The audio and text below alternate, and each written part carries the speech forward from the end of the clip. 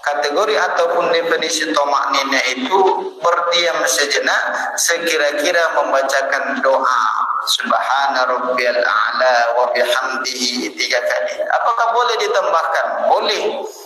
Boleh saja kita menambahkan zikir dan doa dalam pelaksanaan ataupun gerakan-gerakan daripada salat itu. Tapi yang lebih dianjurkan adalah zikir dan doa yang ada di dalam Al-Quran dan juga Sunnah.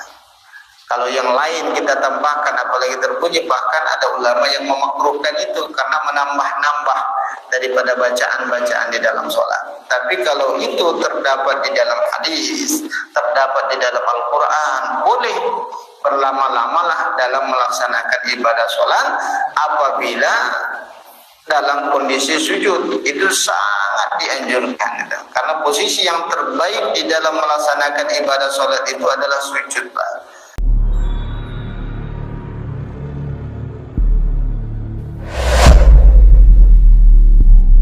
Kepada Allah Subhanahu wa ta'ala. Mudah-mudahan bermunajat ataupun bermohon kepada Allah Subhanahu wa ta'ala senantiasa dijadikan apa saja bentuk daripada ibadah-ibadah yang telah kita tunaikan diridhai dan juga diterima di sisi Allah Subhanahu wa ta'ala. Kemudian salawat beriringkan salam senantiasa kita aturkan ke junjungan kita, yakni Rasulullah sallallahu alaihi wasallam, yang berlafazkan Allahumma salli ala sayyidina Muhammad wa ala ali sayyidina Muhammad. Assalamu alayka ya Rasulullah. Bapak Ibu hadirin wa hadirat yang dimuliakan Allah Subhanahu wa taala, pada pagi hari yang mulia ini kita akan melanjutkan kajian kita kitab Bulughul Maram min Adillatil Ahkam. Sekarang kita sudah memasuki bab yang ke-7, bab babu sifatus sholati, bab yang menjelaskan tentang sifat-sifat dalam pelaksanaan ibadah sholat ataupun tata cara pelaksanaan sholat. Dalam bab ini ada beberapa hadis yang dirujuk dalam pembahasan-pembahasan yang berkaitan daripada tata cara pelaksanaan daripada ibadah sholat. Yang mendasari daripada pembahasan ini hadis Rasulullah sallallahu alaihi wasallam yang berbunyi sallu kama ra'aitumuni usolli. Kalian wahai umatku, wahai sahabatku, wahai pengikutku, kata Nabi, sebagaimana kalian memperhatikan aku dalam melaksanakan ibadah sholat. Berarti standaritas daripada pelaksanaan ibadah itu bukan berdalih dari dulu-dulu. Terkadang ada saudara kita yang berdalih demikian. Dari dulu-dulu tidak seperti itu. Berarti dari dulu-dulu kita keliru dalam melaksanakan sholat. Harusnya kita merujuk kepada tata cara pelaksanaan sholat Rasulullah sallallahu alaihi wasallam. Nah, perkara masalah ibadah sholat ini lebih banyak Nabi diam ataupun mencontohkan, bukan menjelaskan. Karena jajaran para sahabat dulu tidak membutuhkan daripada penjelasan. Karena mereka sudah memahami apa yang diucapkan oleh Rasulullah, langsung memahami itu, langsung menghafal dan melaksanakan itu. Kalau kita sudah mendengar, mengetahui dan pikir-pikir untuk melakukannya. Kalau para sahabat ini luar biasa. Ya, sehingga jelas betul perbedaan daripada ibadah kita ataupun kualitas daripada pelaksanaan ibadah kita dengan ibadah para sahabat, para tabi'in, para tabi'in dan seterusnya. Maka perlu kita pahami di dalam ruang lingkup kehidupan para sahabat itu belum ada yang namanya disiplin ilmu fikih. Tidak ada. Karena fikih itu fungsinya adalah untuk memudahkan kita memahami dalil, memahami daripada Al-Quran, memahami daripada hadis Rasulullah, sehingga menghasilkan daripada hukum yang 5. Terkadang dia wajib, haram, makruh, sunnah, mubah. Kalau para sahabat tidak membutuhkan itu karena mereka sudah memahami semuanya, bisa dikategorikan ahli fikih, ahli tafsir, ahli hadis dan lain sebagainya. Maka belakangan ini zaman para tabi'in muncul sosok-sosok para ulama fuqaha. Karena para sahabat sudah mulai habis, sudah pada wafat, ya tersisa dari para tabi'in. Sehingga banyak orang yang memang agak sedikit kaku di dalam memahami dalil. Maka muncullah disiplin ilmu fikih, ilmu hadis, ilmu tafsir dan lain sebagainya. Yang paling terpenting, konsep dasar dalam melaksanakan ibadah adalah standaritas kita Rasulullah Sallallahu Alaihi Wasallam. Walaupun memang ada terjadi khilafiyah dalam memahami ataupun istidlal. Istidlal itu mengambil dalil, cara mengambil dalil untuk menguatkan dalam pelaksanaan suatu ibadah. Maka jangan kita melaksanakan ibadah kalau tidak berdasar tuh. Ya, ini saya pengen saja seperti itu, kata dia, tidak boleh. Ya, karena kita tidak punya wewenang ataupun kebijakan dalam melaksanakan itu kalau tidak berdasarkan daripada konsep dalil yang paling mendasar. Nah, ini yang pertama adalah standaritas pelaksanaan ibadah salat kita adalah Rasulullah Sallallahu Alaihi Wasallam. Yang pertama di dalam hadis ini adalah diceritakan oleh Abu Hurairah radhiyallahu anhu, anna Nabi sallallahu alaihi wasallam idza qumtum ila sholati fa asbaghil wudu'a. Yang paling mendasar adalah ketika engkau hendak menunaikan ibadah salat, bukan sudah melakukannya, tapi hendak menunaikan daripada ibadah salat, fa'asbagil wudu', terlebih dahulu sempurnakanlah daripada wudu'mu. Karena di lain hal juga disampaikan oleh Nabi, la salatan, tidak dinamakan ibadah salat apabila dia batal hatta yatawadda, sampai dia memperbaharui wudunya kembali. Maka kalau wudu kita sudah batal, maka wajib hukumnya, karena itu adalah termasuk syarat sahnya sholat. Ya, tapi kalau belum batal disunnahkan untuk isbag. Isbag itu berulang kembali, ya, memperbaharui daripada wudu. Apa bentuk daripada kesempurnaan ataupun keistimewaan daripada isbagul wudu?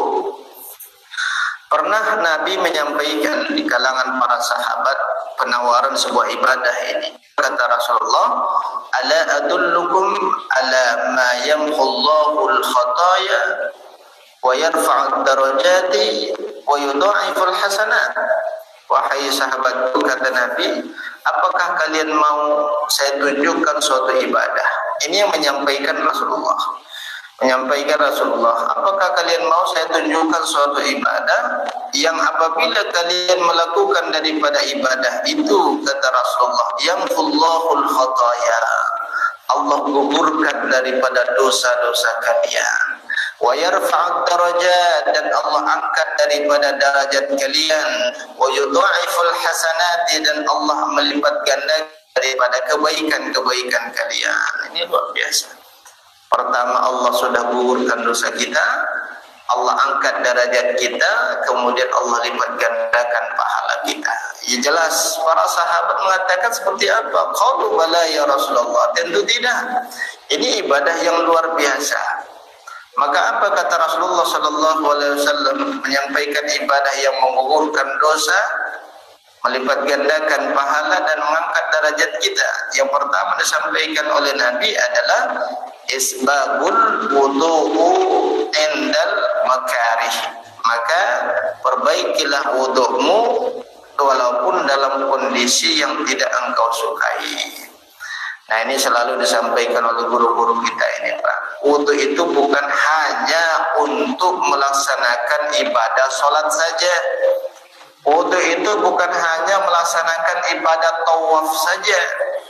Tapi dalam pelaksanaan ibadah ini harus berwudu, karena syarat sahnya daripada tawaf, syarat sahnya daripada sholat itu adalah wudu. Tapi kalau perkara-perkara yang lain tidak termasuk syarat sah tapi sunnah, Ya, ini juga sering kita singgung, Pak. Masuk ke kamar mandi, ya kurang lebih 5 menit, keluar kamar mandi, apa salahnya wudu, Pak. Terkadang kita numpang WC kamar mandi ataupun kamar mandi masih saja setelah keluar dari situ tidak disempatkan untuk berwudu, padahal fasilitas ada, air ada, keran bagus dan lain sebagainya. Cuma numpang kotoran saja, keluar dari situ balik, ini rugi. Karena kalau kita sudah masuk kamar mandi, otomatis wudunya batal. Karena mengeluarkan sesuatu dari tubuh kita melalui daripada dua jalan, ia kemaluan belakang ataupun kemaluan depan. Sama ada ia nak berangkat bekerja, habis mandi di rumah, ia berwudu lah. Karena wudu ini tidak disyaratkan harus menutup aurat. Ini beda dengan pelaksanaan ibadah salat. Nah, kalau menutup aurat, bagaimana halnya seorang ibu nak berwudu? Anggota wudunya saja bagian daripada auratnya. Ini terkadang kita memahami terlalu kaku. Ibu jangan buka aurat, nanti wudunya batal. Dalam arti buka aurat dalam pelaksanaan ibadah itu. Padahal tidak. Ketika seorang ibu, mohon maaf, sudah selesai membersihkan dirinya cuma menggunakan penutup ataupun handuk saja, itu tetap dianjurkan untuk berwudu. Sah wudunya, karena salah satu sah daripada wudu itu tidak ada kategorinya di situ harus menutup aurat. Tidak harus menutup aurat. Yang kedua, ini sering kita ulang-ulang kembali, yang mana wudu itu tidak batal walaupun terkena najis. Najisnya itu yang kita bersihkan, kita hilangkan, selesai. Ini terkena najis sama wudunya pun diperbaharui semua. Bahkan ketika terkena tanah sedikit, ulangi lagi wudunya. Itu was-wasnya berlebihan, Pak. Ini ada namanya jin, itu namanya jin zawil waswas. Zawil waswas itu yang selalu memberikan kita keraguan dalam melaksanakan suatu ibadah. Ibu nak berangkat ke majelis ta'lim, wudu, nak berangkat ke pesta, wudu. Kondisi yang tidak disukai itu seperti apa? Kita berwudu, kemudian sudah pasang kaos kaki, pasang sepatu, nak berangkat kerja, hendak mengendarai kendaraan kita, wudunya batal. Kemungkinan ini orang wudu atau lanjut jalannya? Lanjut. Ini kan dalam kondisi yang memang kita butuh cepat waktu untuk sampai ke tujuan. Kalaupun cepat sampai ke tujuan, intinya Bapak Ibu, ketika masuk kamar mandi, keluar daripada situ, maka berwudulah. Karena kan sering kita dengar guru-guru kita mengkisahkan daripada Bilal bin Rabah, terdengar suaranya di dalam surga. Bukan berarti Bilalnya sudah masuk ke dalam surga. Karena dalam surga itu masih disegel, Pak, ya. Surga itu masih ditutup oleh Allah. Terus bagaimana orang-orang soleh merasakan surga itu? Bukan surganya, tapi taman-taman surga itu nikmatnya sudah luar biasa, apalagi dalam surganya. Kenapa? Karena itu janji Allah Subhanahu wa ta'ala dibukanya nanti ketika sudah terjadi hari kiamat. Maka sekarang nak buru-buru masuk surga, surganya masih ditutup, Pak. Ya, kita perlu melaksanakan ibadah-ibadah yang menuntun kita untuk masuk ke dalam surga. Maka yang wafat meninggal dunia ahli ibadah dia ditempatkan di mana? Bukan ditempatkan di surga, tapi ditempatkan di taman-taman surga. Doanya kan raudhatun min riyadil jinan ataupun jannah. Jadikan kuburannya adalah sebagai taman-taman surga. Tidak ada doa itu, ya Allah jadikan ahli dalam surga. Tidak ada. Karena belum terjadi hari kiamat, proses-proses demi proses itu. Nah, kehidupan dunia ini kan baru langkah kedua, Pak. Yang pertama kehidupan di alam ruh ataupun di alam rahim. Setelah itu kita terlahir, kita berada sekarang di alam dunia. Baru dua langkah yang kita lalui. Setelah itu bagi banyak perjalanan-perjalanan. Tapi penentuannya itu adalah sekarang. Apakah kita termasuk ahli ibadah ataupun tidak. Maka terkadang memang syaitan itu tidak membiarkan kita melaksanakan ibadah, Pak. Sudah tahu ilmunya, oh ternyata wudunya seperti itu, pahalanya, keistimewaannya. Tapi datang lagi setan itu, waduh, engkau sudah telat itu. Kalau nak balik lagi wudu itu nanti dipotong gaji pula, pinjatuin dan lain sebagainya. berangkat langsung. Nah, ini salah satu perjuangan yang luar biasa. Padahal Nabi sudah mengatakan ibadah yang menguburkan dosa kita, melipat gandakan pahala kita, salah satunya adalah isbagul wudu, menyempurnakan daripada wudu. Yang kedua, kasratul khuta ilal masajid, perbanyaklah langkah-langkahmu ke masjid. Ini luar biasa orang-orang tua ya. Di mana-mana memburu daripada ilmu, ini luar biasa. Sudah tahu jadwalnya di mana-mana. Oh, di sana Ustaz, di sana Ustaz.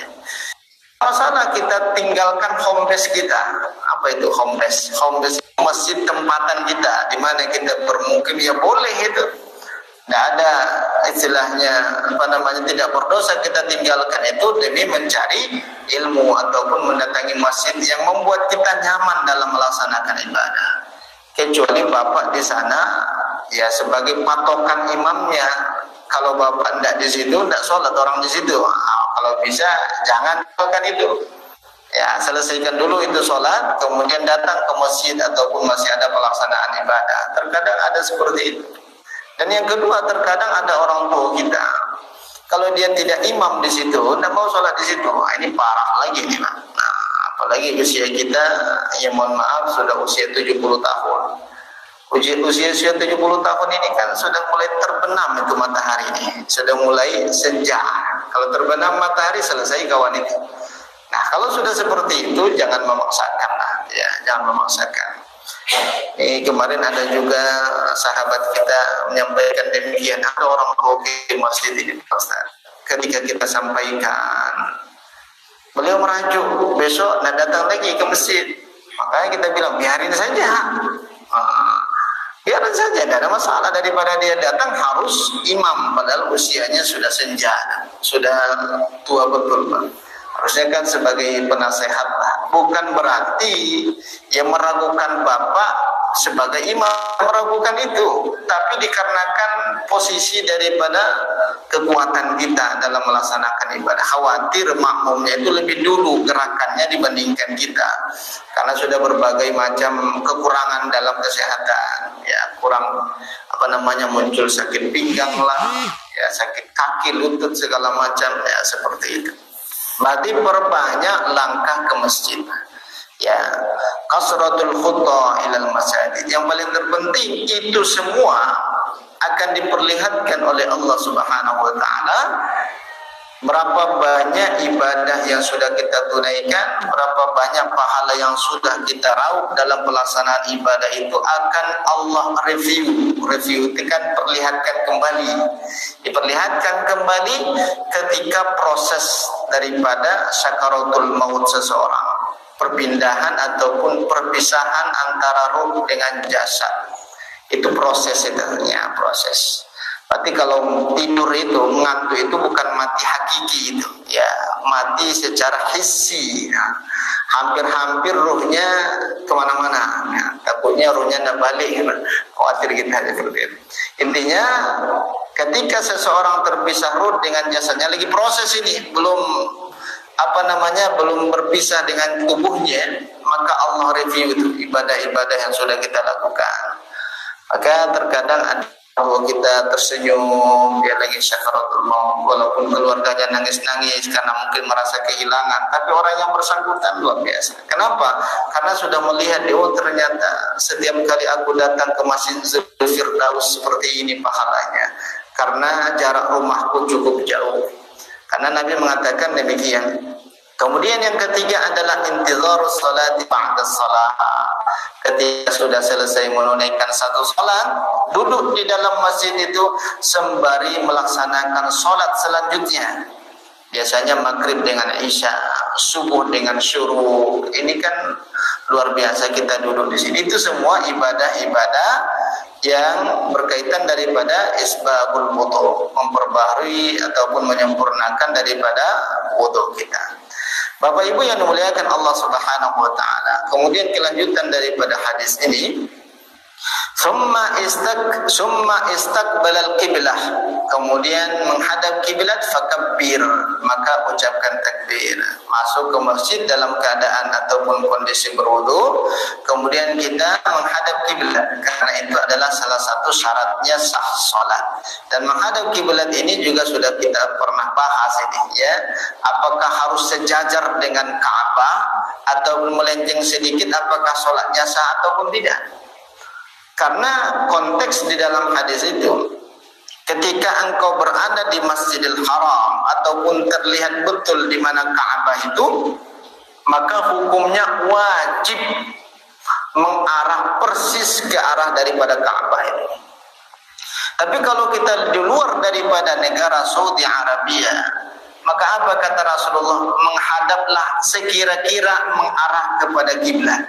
Kenapa ada bahasa yang sekira-kira itu? Karena kemungkinan tidak sesuai dengan, dikarenakan jarak tempuhnya cukup jauh daripada Ka'bah itu. Perkiraan kita di sana Ka'bah. Karena menggunakan ilmu-ilmu yang sudah ada. Kalau sekarang kan ada ilmu astronom, ada ilmu hisab, ataupun ada ilmu falak yang menghitung tentang itu arah kiblatnya di mana. Ya seperti itu. Bapak Ibu yang dimuliakan Allah, dulu kalau tidak salah pernah kita singgung rombongan daripada para sahabat, mereka sholat malam. Sholat malam itu kan matahari tidak terlihat. Oh, di sana karena padang pasir, Pak. Kalau di masjid kan sudah jelas kiblatnya kemana. Ini padang pasir. Mereka sholat malam kemudian istirahat. Setelah pagi hari terbit matahari ternyata menyeleweng sedikit mengarah kepada kiblat itu, tidak persis kemana matahari terbenam ataupun terbitnya itu. Matahari kan otomatis lawannya itu tempat terbenamnya. Oh, ternyata nyeleweng sedikit. Apakah para sahabat itu mengulangi daripada sholatnya? Tidak mengulangi itu, karena Nabi mengatakan sholatlah sekira-kira menghadap kepada ke arah kiblat. Kita tidak tahu persis, Pak, karena jarak dari Indonesia Arabia sekian daripada kilometer. Bisa jadi Masjid Firdaus itu sedikit melenceng itu. Terus berarti berapa tahun ini tidak sah sholat kita? Sah. Karena sahabat tadi tidak mengulang sholatnya. Padahal baru mereka melaksanakan ibadah itu.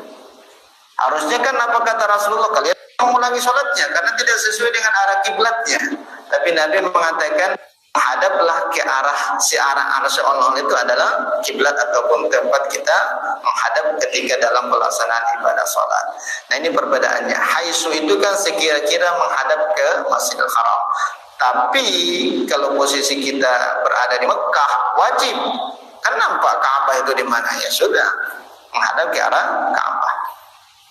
Tapi Bapak Ibu yang dimuliakan Subhanahu wa ta'ala, setelah menghadap kiblat kita bertakbiratul ihram, summa qra' ma tayassara ma'aka minal Qur'an. Kemudian bacalah surat ataupun ayat yang memudahkan engkau untuk membacanya.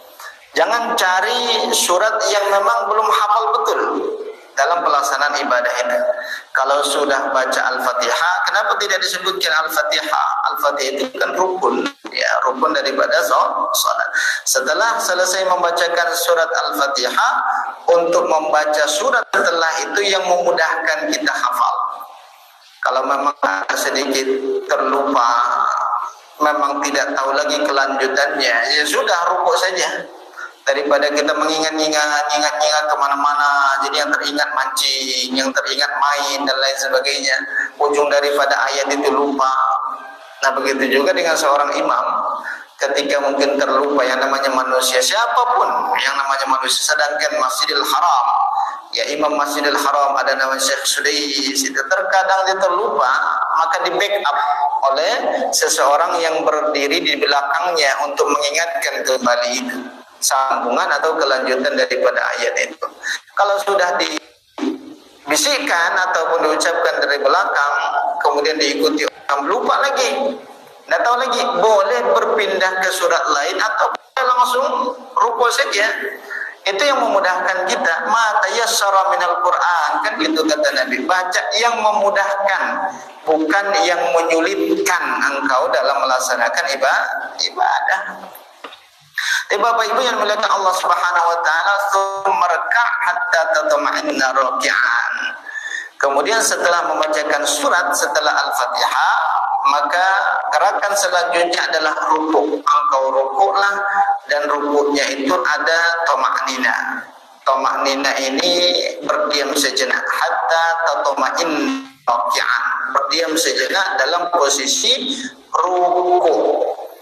Bahkan ada ulama yang mengatakan tomaknina itu bahagian rukun. Kalau tidak ada tomakninanya, salatnya tidak sah. Walaupun dalam pandangan jumhur ulama, tomaknina itu adalah hukumnya sunnah muakkad, yang muakkad daripada kesempurnaan pelaksanaan ibadah salat. Kenapa penting daripada tomaknina? Karena disampaikan oleh Rasulullah sallallahu alaihi wasallam, inna aswa'un nasi sariqatun fi sholati. Sesungguhnya seburuk-buruk daripada manusia adalah orang yang mencuri. Sariqah itu kan mencuri di dalam salatnya. Maka sahabat bertanya, wa mas sariqah fi sholati ya Rasulullah? Siapa mereka yang mencuri di dalam salatnya? Maka apa kata Rasulullah? Dikategorikan orang mencuri di dalam sholatnya apabila dia tidak melaksanakan tomaknina dalam kondisi ruku, tomaknina dalam kondisi i'tidal, tomaknina dalam kondisi sujud, duduk di antara sujud. Maka kategori ataupun definisi tomaknina itu berdiam sejenak sekira-kira membacakan doa Subhana rabbiyal a'la wa bihamdihi 3 kali. Apakah boleh ditambahkan? Boleh. Boleh saja kita menambahkan zikir dan doa dalam pelaksanaan ataupun gerakan-gerakan daripada sholat itu. Tapi yang lebih dianjurkan adalah zikir dan doa yang ada di dalam Al-Quran dan juga Sunnah. Kalau yang lain kita tambahkan, apalagi terpuji, bahkan ada ulama yang memakruhkan itu karena menambah-nambah daripada bacaan-bacaan di dalam sholat. Tapi kalau itu terdapat di dalam hadis, terdapat di dalam Al-Quran, boleh berlama-lamalah dalam melaksanakan ibadah sholat apabila dalam kondisi sujud. Itu sangat dianjurkan, karena posisi yang terbaik di dalam melaksanakan ibadah sholat itu adalah sujud, Pak. Karena ini kan sujud itu merendahkan diri kita di hadapan Allah.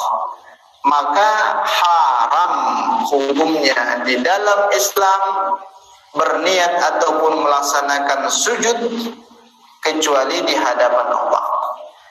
Nah boleh itu pantang ke dalam Islam.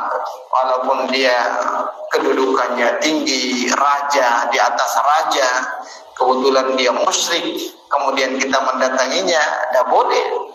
Sujud itu tidak boleh. Nah ini adalah perkara masalah akidah. Karena sujud itu seharusnya kita lakukan di hadapan Allah Subhanahu wa ta'ala. Maka apa kata Rasulullah? Yang terbaik dalam melaksanakan ibadah salat itu posisinya adalah dalam kondisi sujud. Nah disitulah berdoa kita, meminta ampun kepada Allah. Tapi ingat, sujud yang dianjurkan itu berlama-lama apabila sholat itu ditunaikan tidak dalam kondisi berjamaah. Kalau berjamaah jangan berlama-lama, kecuali imamnya melama-lamakan, itu kita ikut lama-lama juga, ya. Maka kalau imamnya sudah bangkit dari rukuknya, kita wajib bangkit. Ketika bangkit dari sujudnya, kita wajib bangkit. Nah ketika imamnya berlama, ada makmumnya yang kurang srek dalam kelamaan itu, ya boleh saja memberikan masukan. Karena di zaman Rasulullah Sallallahu Alaihi Wasallam ini pernah terjadi seorang imam habis surat Al-Fatihah itu, surat-surat yang lain yang ia bacakan itu panjang betul, panjang sekali itu. Kalau kita kan ketika imam membacakan surat setelah Al-Fatihah sudah mungkin habis 1 halaman, pasti ada yang bunyi itu, mungkin ini menandakan kode itu agar imamnya, nah ini kayaknya sudah mulai kesemutan kaki kodenya, betisnya sudah mulai goyang dan lain sebagainya. Isyarat yang tidak boleh, isyarat yang tidak boleh. Kalaupun memberikan masukan sudah selesai sholat, berikan masukan. Maka dalam pada sholat itu ataupun tidak memandang usia, Pak, tidak memandang usia. Dalam artian ini sudah pada tua-tua, jangan sampai setengah halaman, 2 ayat aja cukup. Kebetulan imam itu membaca 2 ayat juga, karena 2 ayatnya itu 1 halaman juga yang baca, karena 2 ayat itu ada ayat yang panjang betul itu. Saya pernah mendatangi masjid, bukan di sini tapi di luar, di daerah Timur Tengah. Jamaahnya rata-rata orang tua semua, Pak. Bisa dikategorikan presentasi dari usianya itu 60 tahun ke atas. Tapi biasa hampir bahkan lebih dari 15 menit dalam melaksanakan 1 rakaat. Itu baru 1 rakaat itu 15 menit. Kurang lebih 1/4 juz lah. Ya 1 rakaat itu. Kita saja yang muda goyang lutut itu, Pak. Goyang lah. Itu orang tua semua tidak ada yang goyang. Ya, karena mereka berdiri itu bukan karena kekuatan mereka, tapi berdiri dibantu dengan keimanannya. Karena ternyata masjid itu masjidnya orang-orang hafiz semua, atau orang-orang tua yang hafiznya sholat di situ. Kita sosok hafiz pula atau ikut di situ, akhirnya goyang juga. Nah ini bukan dikarenakan mungkin terlalu lama kemudian kita punya, tidak, itu sesuatu ataupun cara yang tidak baik. Ya sudah selesai sholat, ya sudah kasih masukan, ini sepertinya boleh dipersingkat lah atau seperti itu. Nah sahabat ini mengadu kepada Nabi ketika hendak sholat. Sahabat ini melihat imamnya siapa, kemudian dia keluar. Maka ada yang melihat, mengadulah kepada Rasulullah, si fulan itu ketika sholat beliau keluar. Maka ketika dipanggil oleh Rasulullah sallallahu alaihi wasallam, kenapa engkau melakukan demikian? Maka apa kata sahabat itu, ya Rasulullah, itu sholatnya panjang betul, aku tidak sanggup. Maka apa kata Nabi, wahai imam, ringkaskan daripada bacaan sholatmu setelah surat Al-Fatihah. Ini kan setelah selesai sholat itu, untuk diringkaskan. Tapi biasanya Nabi ketika dalam pelaksanaan sholat Isya dan sholat subuh itu lebih dipanjangkan dibandingkan sholat yang lain. Kalau sholat maghrib jangan panjang-panjang. Biasanya Nabi kalau sholat maghrib itu qul ya ayyuhal kafirun dan qul huwallahu ahad. Kita qul huwallahu ahad sholat subuhnya, sholat zuhurnya, sholat maghrib dan segala jamaah itu saja yang diulang-ulang kalau sholat sendiri. Kalau salah sendiri, nah ini terlalu ringkas pula. Padahal surat yang lain juga kita hafal seperti itu.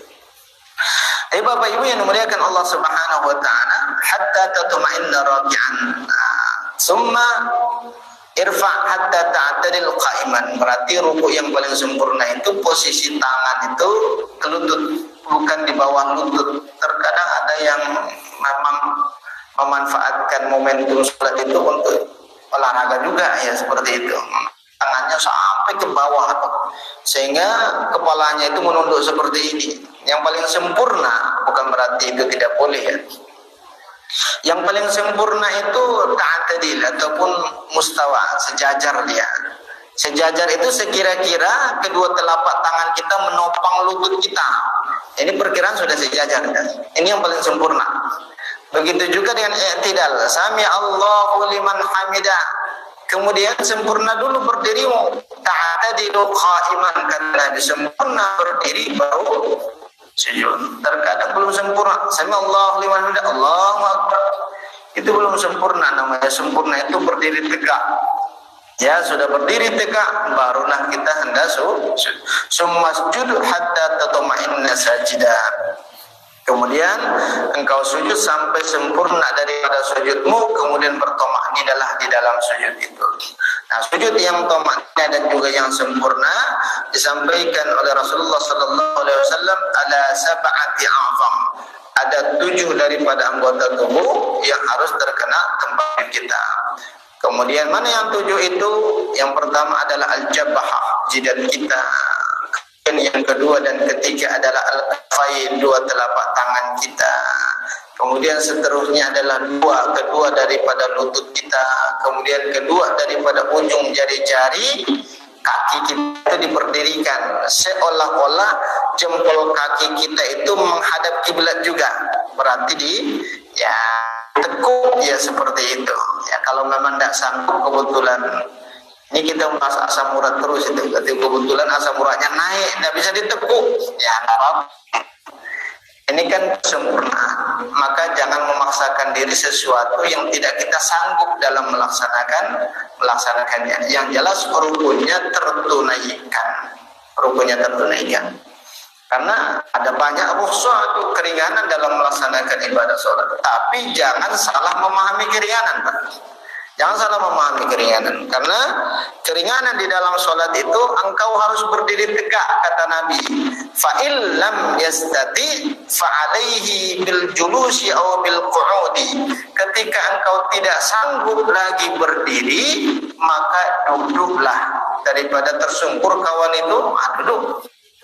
Jangan pula ada orang tua kita hendak sholat sudah membawa kursi, boleh kursi untuk membantu ya dalam melaksanakan ibadah sholat boleh, tapi ingat kita takbiratul ihram berdiri dulu dengan imam, berdiri sudah kita sediakan itu kursi di belakang, duduk. Jangan dipaksakan juga kita tetap berdiri itu. Takutnya semua orang sholat batal karena kita tersungkur segala macam. Seperti itu, batalnya dalam artian itu bukan dikarenakan yang lainnya itu batal walaupun tidak terlibat dalam membantu itu. Berarti kita berdiri dulu. Berdiri ini sering kita berikan juga masukan kepada orang tua kita. Boleh duduk, tapi kalau ketika ihram berdiri, walaupun memang ya sebentar kemudian tidak sanggup lagi baru duduk. Kecuali orang tua kita sama sekali tidak sanggup dia berdiri, sudah langsung boleh duduk. Karena bahasanya harus kita tafsirkan, fa'il lam yastati', kata Nabi, ketika dia tidak sanggup lagi. Nah itu bahasanya. Bukan berarti orang yang tidak sanggup berdiri duduk, tidak sanggup duduk berbaring. Tidak seperti itu maknanya. Ketika dia tidak sanggup lagi berdiri, maka duduklah. Tidak sanggup lagi duduk, maka berbaringlah. Seperti itu. Itu kan rukhsah, keringanan ya seperti itu. Tapi Bapak Ibu yang dimuliakan Allah Subhanahu wa taala, "Tsumma fa'al dzalika fi shalatika kulliha." Kemudian lakukanlah ada ya ketentuan-ketentuan pelaksanaan ibadah sholat itu di dalam sholatmu. Karena semakin sempurna sholat itu semakin besar ganjaran pahala yang kita peroleh. Seperti itu. Berkurang kesempurnaannya satu, berkurang pahalanya. Bukan berarti sholatnya batal, karena ada hal-hal yang membatalkan sholat. Di luar daripada itu tidak batal sholat kita, tapi berkurang daripada kesempurnaan. Tapi Bapak Ibu yang dimuliakan Allah, sifat yang pertama tata cara pelaksanaan sholat daripada Rasulullah Sallallahu Alaihi Wasallam. Ada beberapa ketentuan yang berkaitan dengan sholat kita. Yang jelas, salah satu motivasi bagi kita adalah untuk selalu memperbanyak ke masjid, kemudian berbaharui itu, kemudian duduk di dalam masjid. Fadzalikumur ribat, karena disampaikan oleh Nabi, a'zamun nasi ajran, yang paling besar pahala yang diperoleh oleh manusia fi sholati, di dalam sholatnya, kata Rasulullah, ab'aduhum da'a, yang paling jauh jarak tempuh ke masjid itu. Artinya yang paling banyak pahalanya dalam pelaksanaan sholat subuh tadi adalah rumahnya yang paling jauh dari Masjid Firdaus. Kalau masjid imam kita sedikit pahalanya ya, karena berapa langkah dari samping kita. Kalau bapak yang jauh itu ya sudah tempuh saja tuh Pak. Tidak ada masalah ketika ngomong, oh ini orang tua ini selalu meninggalkan musolanya, tidak pernah sholat di situ. Ya, tidak usah diharapkan. Kalau motivasi kita, tujuan kita jelas. Oh di sana ada majelisnya, di sana silakan, tidak ada masalah. Dan disampaikan oleh Nabi, a'ajum azaran, yang paling besar pahalanya adalah orang yang paling langkahnya menuju daripada masjid. Tapi jangan pula bapak tinggal di Bincen, di belah-belahin sholat subuhnya di Dompak, masjid apa Dompak sana, nyampe di sana sudah selesai sholat subuh itu, sadaqallahul azim. Yang sekira-kira kita mampulah untuk menempuh daripada jarak. Tapi Allahu a'lam bishawab. Ada 5 menit lagi nih Pak. Ya silakan kita lewatkan sedikit waktu syuruk kita. Bapak belakang sana lah. Assalamualaikum warahmatullahi wabarakatuh. Assalamualaikum warahmatullahi wabarakatuh. Kita kalau dari mengerti kan bersentuhan dengan istri itu batal. Ya. Itu menurut kita itu gimana? Ya. Waalaikumsalam. Baik, persentuhan dengan istri itu jumhur ulama sepakat batal wudunya. Apabila bersentuhan dengan istri orang lain. Ya. Ini istri siapa nih ceritanya? Oh, istri. Baik, ini berkaitan daripada bersentuhan. Ini terjadi khilaf pandangan ketika bersentuhan dengan istrinya bidunil hail, tidak ada pembatas. Karena ulama Syafi'iyah hukumnya batal, nggak dipegang istri batal pula. Atau kalau dipegang batal, dipegang kita kena repet dan segala macam. Pegang saja tuh, tarik kemana-mana ke pasar atau ya. Ketika sampai ke rumah baru balik, ya seperti itu. Intinya nanti kalau mau sholat bapak harus berwudu lagi. Nah, jangan mengandalkan wudu yang hendak berangkat ke pasar itu karena sudah bersentuhan dengan istri. Ini pandangan Imam As-Syafi'i dan ulama-ulama Syafi'iyah. Tapi kalau ulama fikih yang lain tidak batal. Seperti Imam Malik tidak batal, Imam Abu Hanif tidak batal, Imam Ahmad bin Hanbal tidak batal. Kalau Imam Malik yang membatalkan wudu itu ketika ya terjadi hubungan badan antara suami istri cuma. Imam Malik bersentuhan batal apabila diiringi dengan syahwat. Ya bapak walaupun usianya 70 tahun tidak memandang itu. Ya, jangan pula setiap pegang syahwatnya naik padahal kondisinya di pasar segala macam. Nah ini sedikit yang harus disinggung nih ya. Agak sedikit sensitif ya. Khusus bagi kaum ibu. Ya, kaum ibu ini kalau usianya sudah menopause, jarang bersahwat ya, jarang. Sudah hampar saja melihat hampar saja. Tapi kalau laki-laki ini beda itu. Ya, beda, jangan disamakan walaupun usianya 60 tahun. Ketika dia sahwatnya disalurkan dengan yang halal itu jangan sampai dia mencari ya pelampiasan sahwatnya itu keluar, ini bahaya. Apakah ibu ikut berdosa padahal bapak yang melaksanakan daripada maksiat itu ikut berdosa? Kenapa? Karena tidak peduli terhadap keinginan daripada ini luar biasa semangat bapak-bapak suami yang secepat jawabnya ya. Nah, ini berkaitan daripada bersentuhan. Tapi wallahu a'lam. Ya, silakan Pak.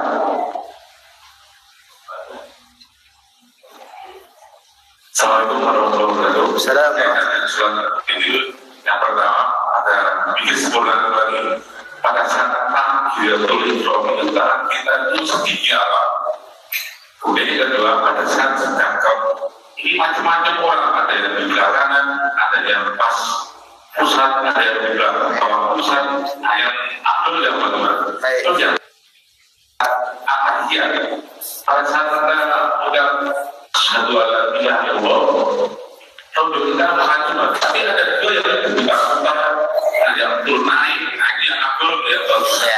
Terus yang terakhir berkaitan dengan kita tidak boleh sujud selain Allah, tapi pada saat momen-momen tertentu ada anak yang sujud kepada orang tua yang mencium kakinya itu bagaimana yang terakhir. Assalamualaikum warahmatullahi wabarakatuh. Waalaikumsalam warahmatullahi wabarakatuh. Ini yang pertama adalah masalah takbiratul ihram. Ini kelanjutan daripada hadis yang kita baca. Ya, berarti Bapak lompat ya. Posisi daripada takbir itu seperti apa? Satu hadis yang menjelaskan bahwasanya ketika Rasulullah itu mengangkat raf'al yadaini mustawa ala katifaihi, maka ketika Nabi mengangkat kedua tangannya dalam kondisi itu Nabi mengangkat tangannya mustawa ala katifaihi, pundaknya. Seperti itu. Allahu Akbar, pundak.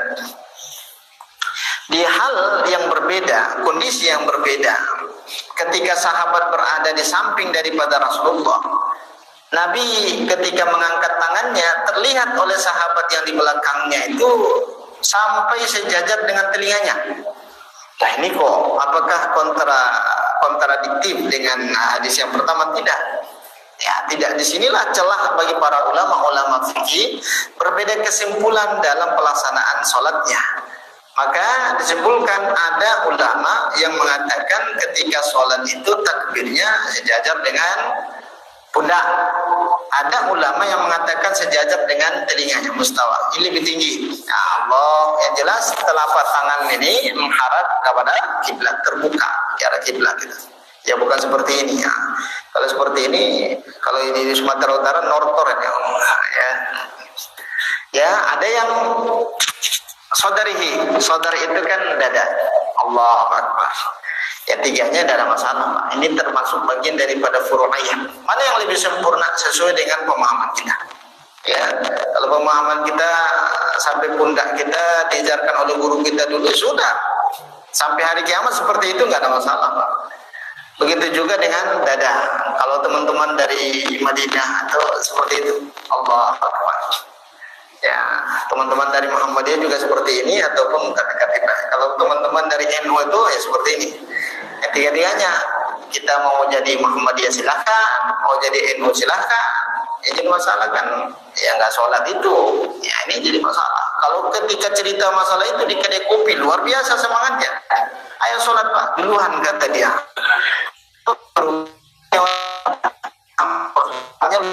Tapi diajak sholat duluan saja kata dia. Ya, kemudian yang kedua ini perkara masalah tahiyat ini